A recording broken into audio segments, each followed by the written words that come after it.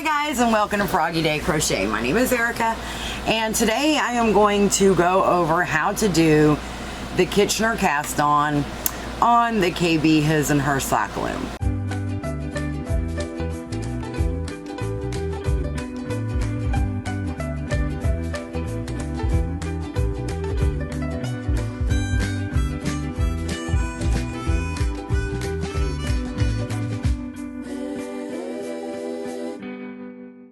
I've already got the Her casted on. This one is the 56 peg loom, and for demonstration purposes we will be using the 64 peg loom, which is considered the His loom, but if you have a wide foot, this one will also work as well for a female. So don't let the His and Hers, you know, make you think that this one's specifically for female and this one's specifically for male. It all has to do with the circumference of your foot. So, as I said, for demonstration purposes, we are going to use this one. I'm going to show you how to do the Kitchener cast on.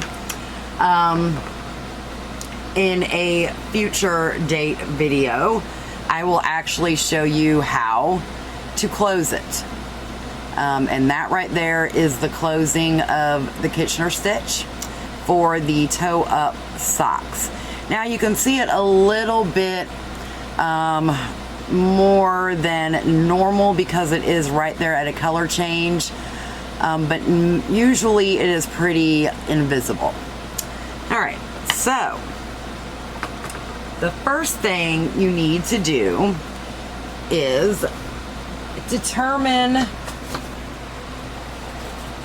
where your points are that need to be marked off on the loom, okay? So, for example, on the Her loom, I've got a stitch marker at this peg and then the one directly straight across from it. I'm using one as my starter peg and the other one just as a marker. Then what you do is you've got to go in and divide half of the loom into 3. And the reason why we do this is because we're going to work short rows from this marked peg to this marked peg and from this side to this side. And that's what shapes our toe and our heel. The short rows are exactly the same for both. So that is the first thing that we need to do on this loom. Okay, so I have went ahead and marked out my loom, and I'm going to show you exactly how I got this number. I counted from this marked peg and this marked peg, and that's 33 stitches. So from there you divide that number into 3. Now it's not always gonna work out evenly like it did on this loom. So if you have one stitch more on one side than the other, or one more in the middle, that is completely fine. If you have a wider toe, you probably want your extra stitch to be in here in the middle. Okay, so basically what I did, because the math worked out perfectly, like I said, I've got one on each side. One side just marks my first peg. The other side is just completely half. There are 11 stitches from this stitch marker to this stitch marker. There are 11 stitches from this stitch marker to this stitch marker, and then there are 11 stitches here in the middle, okay? So now that we've got our loom marked, this is what we need to do in order to cast on. Okay, so you need to determine which way you want to wrap your loom. And the way you figure that out is which way is more comfortable for you to work on the loom. For me being right-handed, it is easier for me to do purls clockwise. Typically, somebody who is left-handed will work purls more comfortably counterclockwise.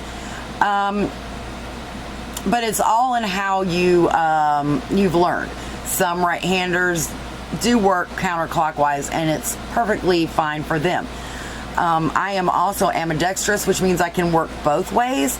I just prefer to get mine set up to where I'm doing my purls on the the clockwise way. So, having said that, I want my blue stitch marker to be the beginning stitch of my round. So I'm going to start here at the other end. It doesn't matter which end you start at, it's just that's how I've got it marked, and it's easier for me to know that the opposite color stitch marker is my starting peg. So hopefully I can get this in the screen to show you guys. You're going to take your working yarn and make sure that you've got plenty of it pulled out, because you don't want your stitches to be really, really tight. So just put your working yarn through the middle of the loom where it comes out the bottom. For me being right-handed, I want the first wrap to be this peg right here next to my stitch marker. Not the stitch marker itself, but the one next to it. So the way you do that, and let me zoom in so hopefully you guys can see what I'm doing. The way you do that is you need to wrap the marked stitch in a way to where the next peg you mark, or wrap, is the one next to it. So it's not that way. So you want to bring your yarn between those two pegs. See what I'm talking about? It's between these marked peg and the peg next to it. This is a little backwards on the screen from what I'm looking at, so hopefully you guys can see what I'm doing.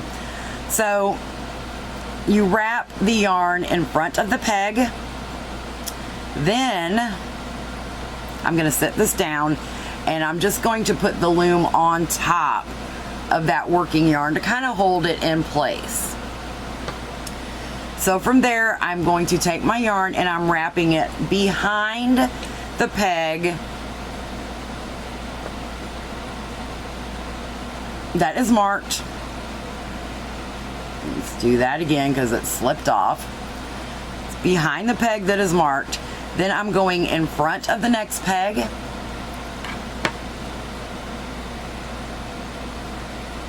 I'm going to take it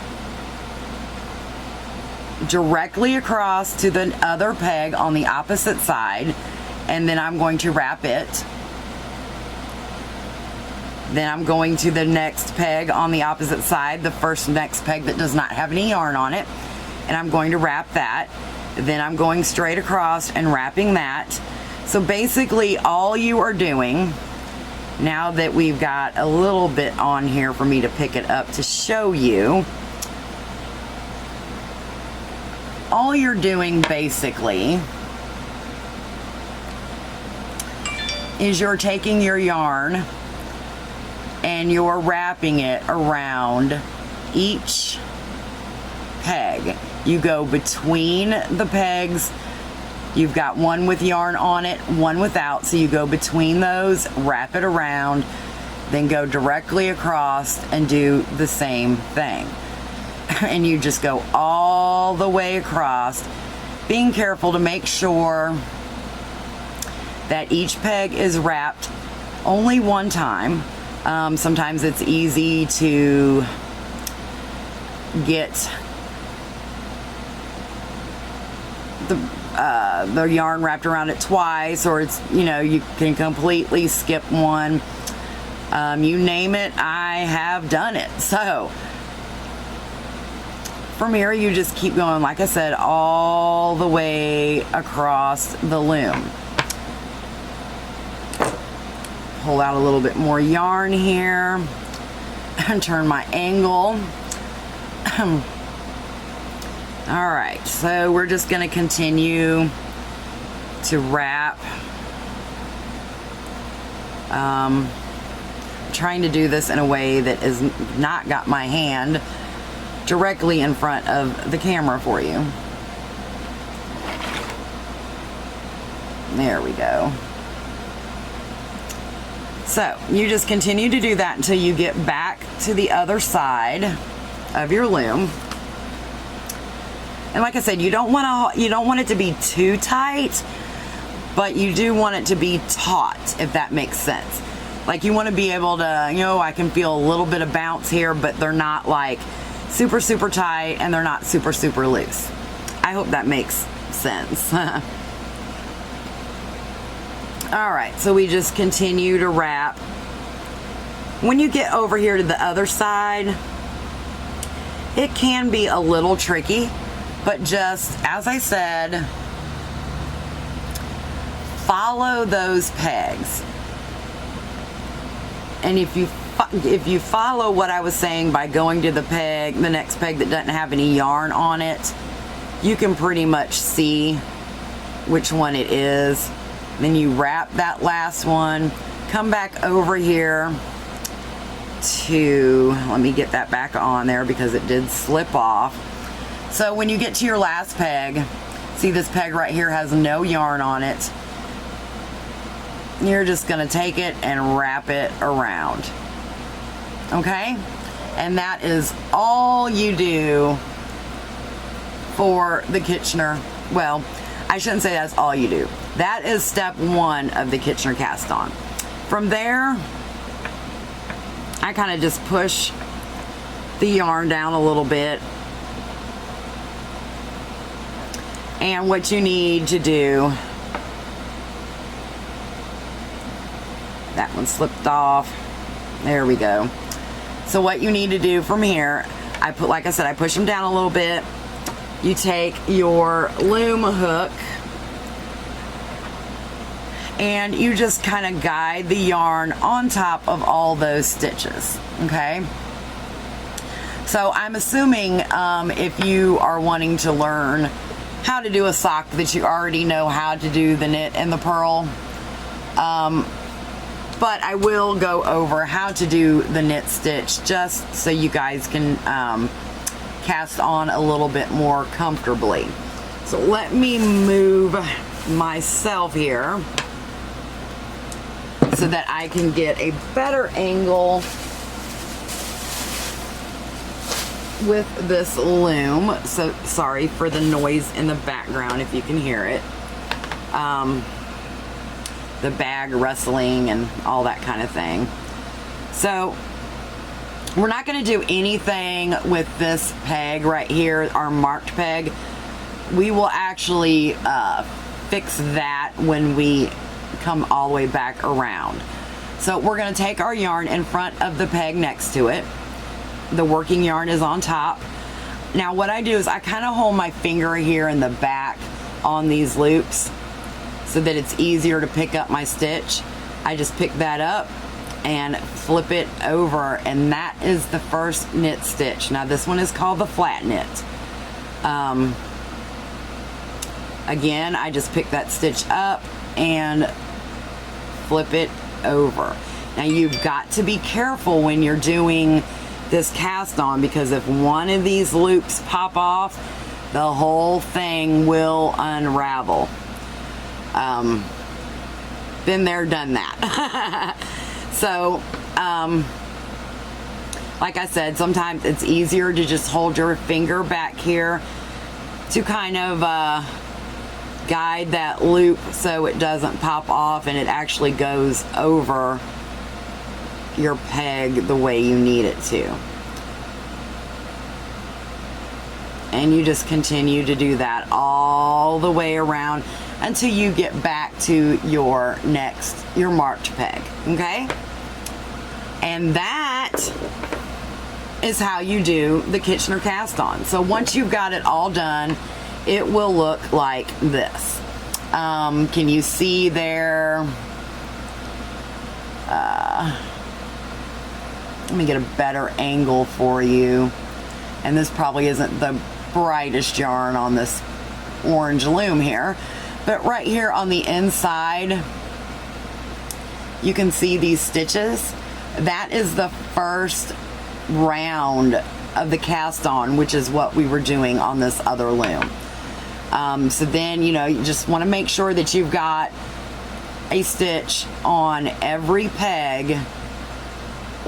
Okay, and that is how you do the Kitchener cast on. From there, you don't have to do